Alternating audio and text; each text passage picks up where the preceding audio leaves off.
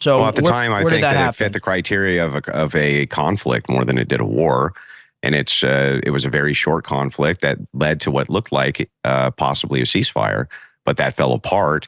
And it does look like it's becoming a hot war. Yeah. The grand ultimate sin is yielding right-wing power to progressive, insane lunatics. Okay. These people are lunatics. I've seen what they do when they're in power. Again, that I think is the ultimate sin. This is why it grinds my gears when people still support the president over this and say there's some reason to this. There's not. So then why not tell people to vote for Democrats? Tell them to vote for Democrats, Rex. Do it live right now on the Alex Jones program. Say, no, we're not going to be doing that. I'm not voting for my own destruction. Democrat, Republican, they are two wings on the same bird. You disagree with that? That is my...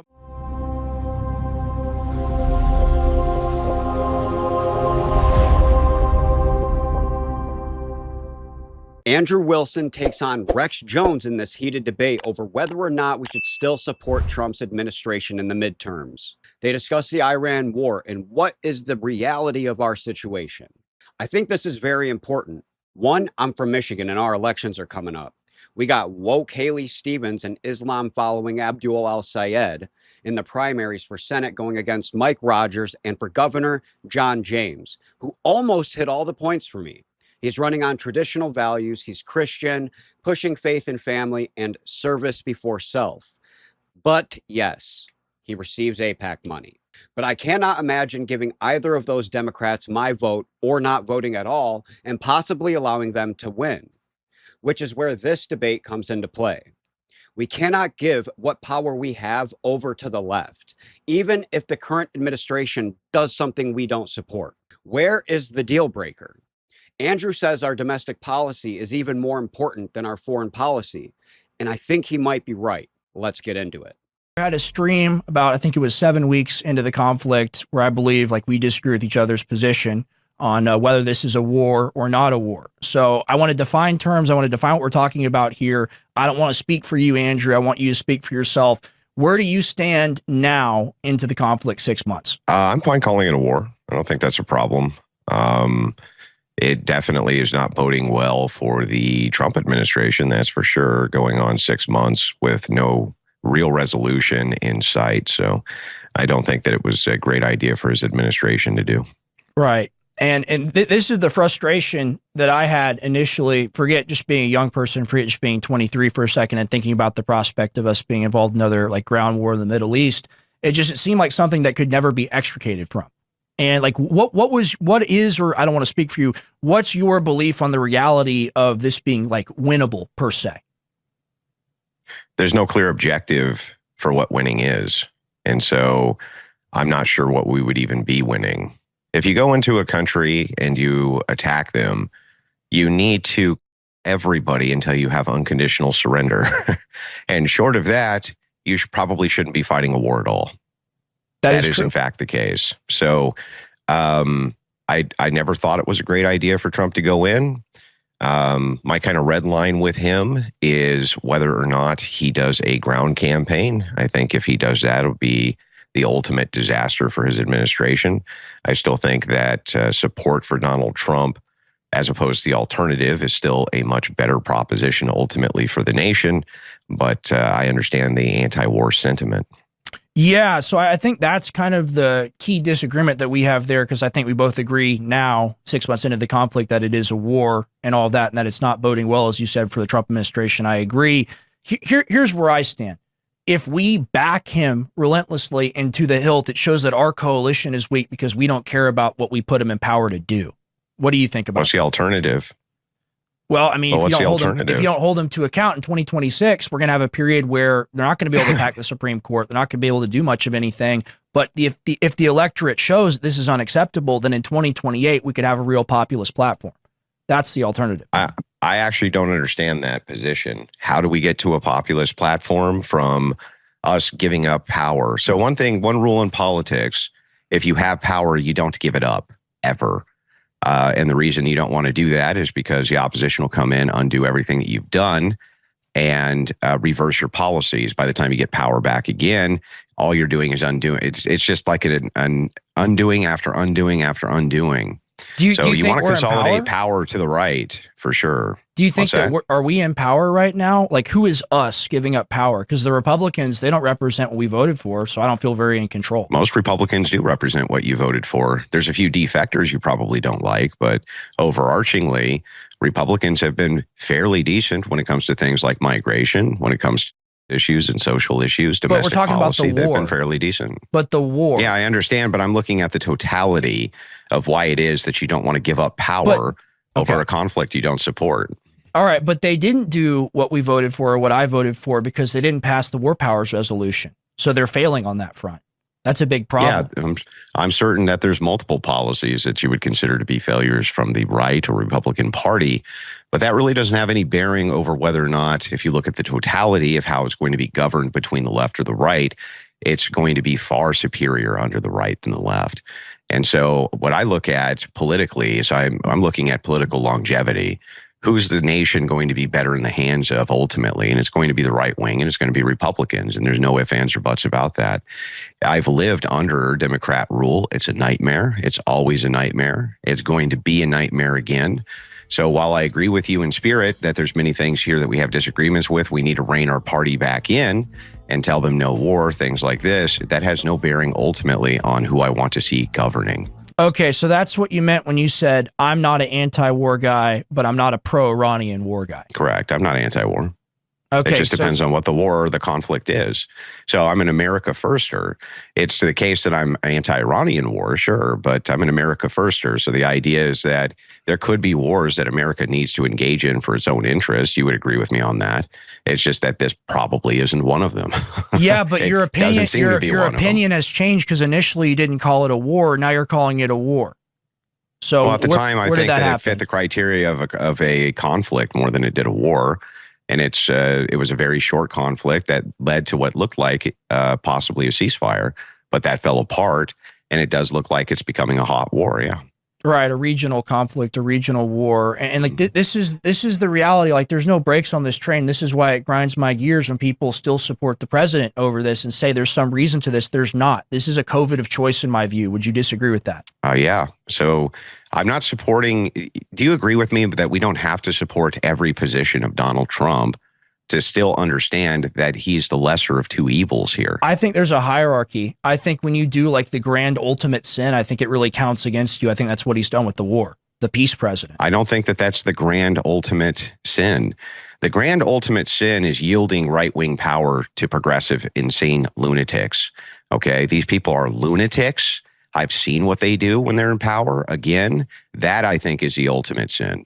I think that, and by the way, I'm not even sure that having progressives in power would stop any foreign conflict. It hasn't before. I respect how Andrew can look at most things from a logical, objective point of view. He makes the distinction for himself based off of the criteria of a military conflict and a war, which is that a conflict is typically limited in scope, temporary in duration, localized, or conducted through proxies. A war, by contrast, constitutes a sustained state of national mobilization, an open, continuous, and comprehensive effort by a sovereign power directed toward the destruction or decisive defeat of an adversary. We need not await a formal declaration from any politician to recognize this distinction. We evaluate the concrete actions of the government against objective criteria and form our own determination. The capacity to strip away rhetorical exteriors and analyze events through such a lens is essential if we are to reach sound strategic conclusions, as Andrew is demonstrating here. And to be fair to Rex, I understand what he's saying. We do need to hold our leaders accountable, but we are dealing with a multi-headed hydra here, and we have to be strategic about this. What he is suggesting is no better than the Marxist who would burn the world down to start a new utopia in the ashes of humanity. Because that's what Democrats will do if they get power back. We currently hold institutional leverage. The responsible course is to elect individuals capable of withstanding political pressure and extinguishing the fires that already threaten our house.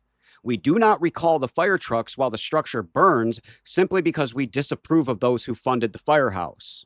Nor do we hand the task to lunatics with wooden buckets who should be in an insane asylum. Change happens most effectively from within established institutions. Waiting indefinitely for an idealized populist alternative is a shit strategy. For these reasons, I will cast my vote for John James, because the opposition is not an option. Like, what foreign conflict do they ever stop? I've never seen them stop any of them. I always see them get expanded under progressives, in fact. Got expanded under Obama, Clinton, foreign nations. Every time a progressive is in power, I see them do this. So I don't even know that follows that voting in progressives is going to even stop any of the conflicts anyway. At least if we're in power and can apply some sort of pressure on Republicans and the Republican administration, I mean, that's superior to if we had progressives in power, I think. Is there any accountability for the Republican Party? Or do they just get to avoid punishment forever for breaking their promises? One of the problems we have in this nation, man, is that politics is a team sport. And we have universal suffrage. And so that's also a team sport. And so you want your team to win, and you have to have your team in power. You can't legislate. You can't do it. You have to have a majority in order to legislate correctly, because the other side will stop you at every turn. It's not a matter of holding them accountable. I understand that. I get it. The question is like, are we going to give up power to progressives? And the answer for me is unequivocally no. Would I love it if we were able to hold more of these people responsible? Sure, absolutely. But do I want progressives to govern as an exchange for that? I'm not so sure about that proposition. That seems like a bad prop to me. I just think we've lost more than we've gained. Conservatively, let's just go with the initial 39-day of the war count. It's 113 billion. Look at our bases, look at things destroyed, look at munitions, let's just call it another few billion, whatever we want to say.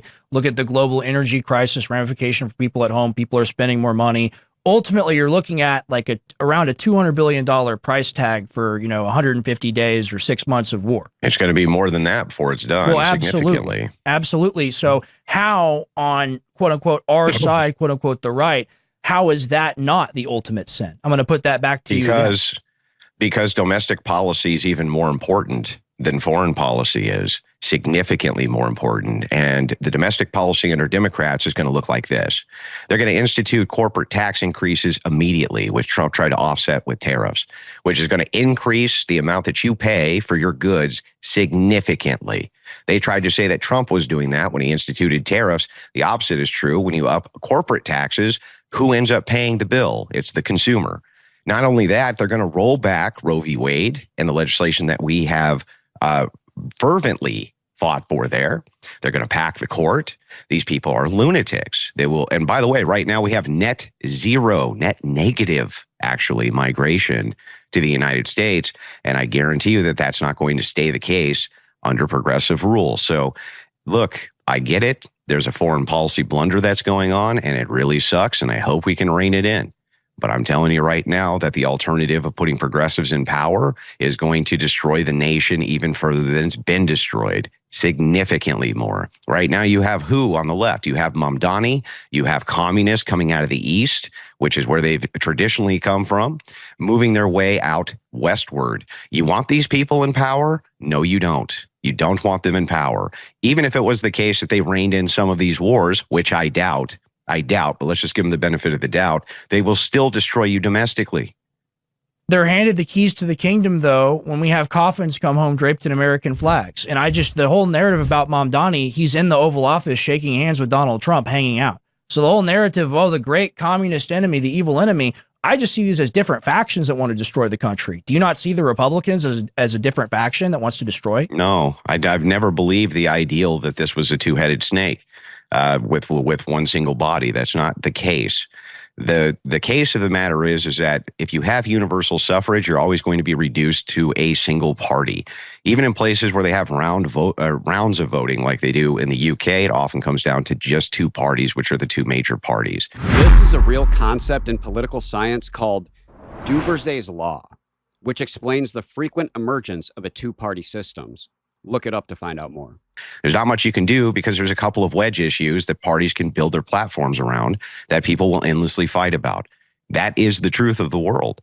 The idea that Mamdani is going down and shaking hands with Trump means nothing. That's politics, man. That's how that works. That doesn't mean he doesn't hate him. That doesn't mean he's not smiling, waiting to put a knife in his back and in the back of the Republic, because they are. These people are psychopathic lunatics, and they're communists, and their entire ideology is the destruction of capitalist America. That's what they want more than anything. Yeah, when America supports and props up that on Ukraine commit, and then people like Mamdani can run on being opposed to that, we hand them a free win. Yeah, look, I agree with you that politically this was a bad idea for Trump, that it's going to weaken his base support and already has, that it is the case that many of the right wingers are going to be extremely upset about this, and they are. I agree with all of that. There's nothing you're saying there which is untrue. I know, but it wasn't your initial. This wasn't your initial position. There's nothing here that you're saying though that also, or that I'm saying that's untrue either. Both things are true. It is true that his support is being eroded because of this conflict. There's no ifs, ands, or buts about that. But it's equally true that if we have progressives in power, or domestic policies are going to turn to absolute shinola and they are going to destroy us. Both things are true at the same time. So what's the pathway forward is what we're discussing, right? Well, how do you hold and the idea is like, what do we do? Go ahead. Yeah, no, you go ahead. I'm sorry. I didn't mean to cut you off. No, it's all good. Who and how and what controls the Republican Party then? Mostly donor money, donor class, NGOs, things like this. They're also beholden to constituency, so it's a coalition of who different factors. Who would those people be? Control. Who would the donors be? Who would the donor class be? Would that be people that support Greater Project and are generating dead American bodies? And Kufi, and all sorts of different people. But so it doesn't sound like the voter, right? Yeah, but the problem is like that's a very one-dimensional aspect to look at. It's like, yes, you can say that. Why is that true? Well, hang on. I'm going to tell you. Pump a lot of money into politics. There's no doubt about it.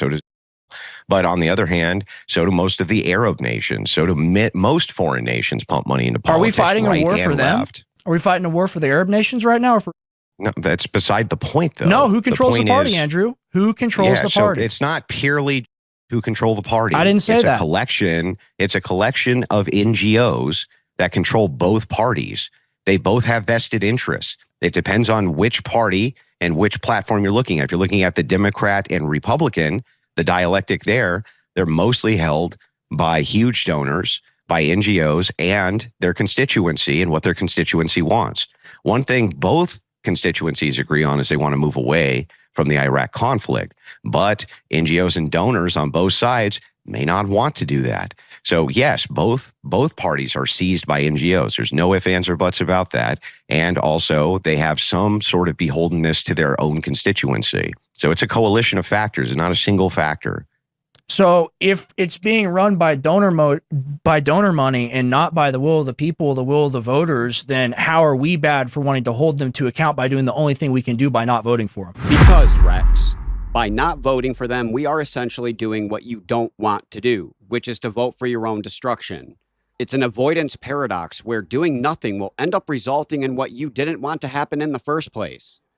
Many of you probably seen what happened in Spain, where they were invaded by 50,000 migrants from Morocco. Spain is being run by socialists, and if we give power over to the left again, this will happen to us. Let me remind you what the border looked like under Biden. Yes, this right here was the American border. Yeah, that's not how's that going to help though? Like, what is that going to do for you exactly? Can I answer? What does that do for you? Yeah, what does it do for you? Gridlock, stagnation in Washington, D.C., perhaps a passing of the War Powers Resolution into the Iran conflict, impeachment charges for Trump for war crimes up the school. Okay, so let's just assume that you get all of that. That's going to take a progressive majority. You agree with me there, right? I don't think There's so. no way you're going to get an impeachment. I said gridlock. You're not going to get an impeachment of Donald Trump without a progressive majority, dude. No way. They can do an impeachment in the House and have it fail in the Senate. That happened before. Well, then that's not a real impeachment, right? The question comes down to this. What do you get if progressives are in office? Tell me what I'm going to get. What do I get? Probably not the Iran war. The average? Probably not the Iran war. Okay, great. I know. I'm not asking what I don't get. I'm asking what I do get. What do I get? Well, I told you I consider that to be the supreme thing. You're going to make arguments. Are they going to pack the Supreme Court? No, they're not going to pack the Supreme Court. So okay, the conflict in Iran goes away, which it wasn't there for most of Trump's presidency, first and second. But you can't say that. It's not going to go away, Andrew. That's an assertion of yours. If the progressives are in charge, I'm saying, in this hypothetical, the progressives are in charge. The Iran war is gone now. Okay, they stop it for whatever they do. They put an end to it. Now what? We have a 2028 where we have a healing of the country. We have a true battle for the soul of the nation. You don't believe in that. You believe in cucking and cowing to the Republican Party. Progressives This are is going to all be I'm hearing right now. Rex, what do I get if they're in office, dude? Answer me. What do I get if progressives are in office, bro? What do I get? Massa on our plantation's better than Massa on theirs. That's your entire argument. With the Republicans, You're not answering the question. With the Republicans, you get war. With the Democrats, you get potentially more immigration. Can you answer the question that I asked you, dude? Potentially more immigration. More immigration. I'm going to get increased taxes. I'm going to get a rollback of all of the social programs. We're being taxed right now. The war's a tax. The war's a tax on everyone, Andrew. The war's a tax on everybody. You completely discount every factor of the war that's hurting Americans right now, and you say, but the Democrat.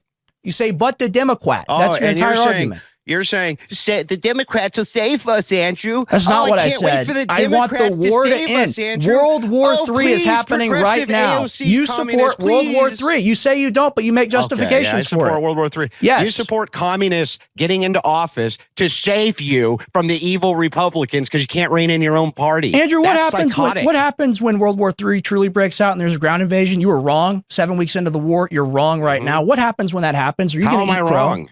What do you mean? How am I wrong? I never said there would be a ground invasion. You said it wasn't a war, man. You said it wasn't a war. It wasn't at the time. It was a conflict at the time. You have it both ways. So when did it become a war? When did it become a war, Andrew? I think that when it became a war was after the ceasefires failed. That's when I think it became a true war.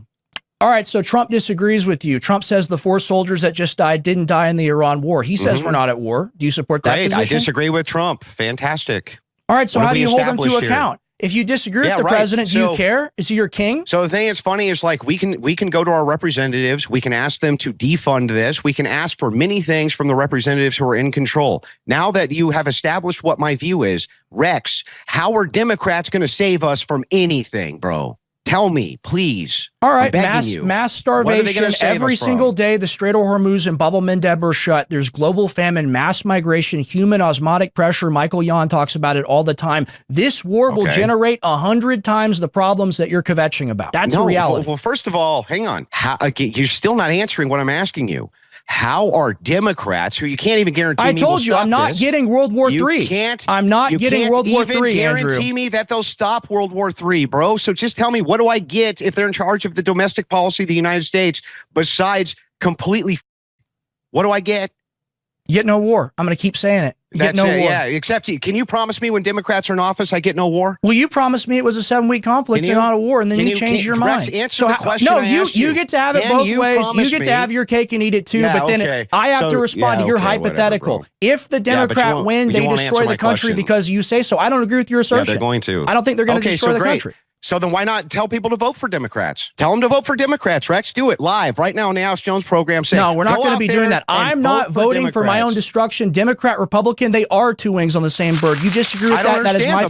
Rex can't bring himself to tell people to vote Democrat because his intuition, his subconscious, his soul even, knows that it is not an option. And if you're still here, then you heard the positions. You know what will happen if we vote left. There are ways to get what we want and put pressure on our leaders to hold them accountable. But if our leaders would be better suited to an insane asylum, what good can we hope to accomplish?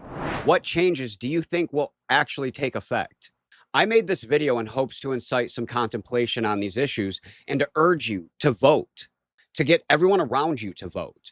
There's still quite a few states with elections coming up. And if you're in any of these states, then get up to date on the information. Find out who you're dealing with and make the right decision. Not just that, but you got brothers, sisters, friends, uncles, your mom, your dad. Make sure they are all voting and voting the right way.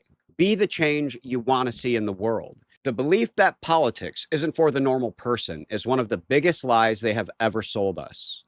Thank you guys for watching. Like and share the video, and stay unchained.